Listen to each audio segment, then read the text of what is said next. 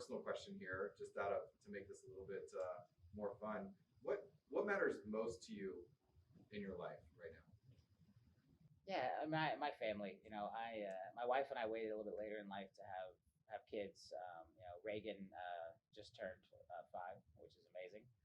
Luna's almost 2, and I'm 42, so I was in my late 30s when we had Reagan. I stepped away from the business for the whole first year of Reagan's life, and I was terrible with work-life balance. I was a workaholic. I would have been the non-existent dad.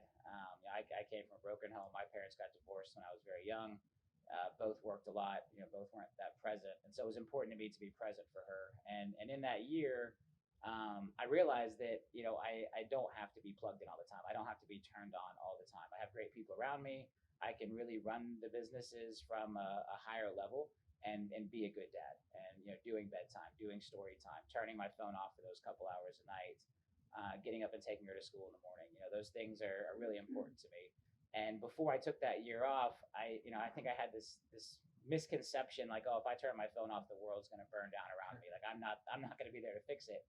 And what's really interesting is that period of time when I took off with her was a really, really trying time in the businesses. The massive hurricane hit Florida in late 2017. All of our loans we serviced, not all, but a huge percentage of our loans that we serviced went delinquent because of the hurricane forbearance. There was this massive misconception that you could skip your mortgage payments and not have to ever catch them up. And so people did it because they thought it was free money, and it wasn't. And in the end, all of those payments had to be made up, or they had to modify their loan or tack them onto the back as a second mortgage. There were all these kind of terrible solutions, but no one understood it. And there was like a Facebook post that went viral that made it appear that these mortgage payments were free.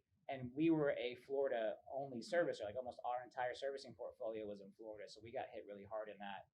At the same time, we started the transition from listing power tools, being a software company, to getting into the brokerage space, which caused a lot of strife. And I stayed unplugged through all of that. I let my leadership team deal with it. I gave up my cell phone. I had a phone that only a few people had the number to.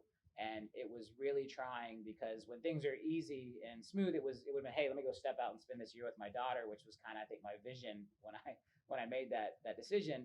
But then all of a sudden, here I am unplugged and being with her while the industry is melting down around me, and there's all these massive problems happening in the business.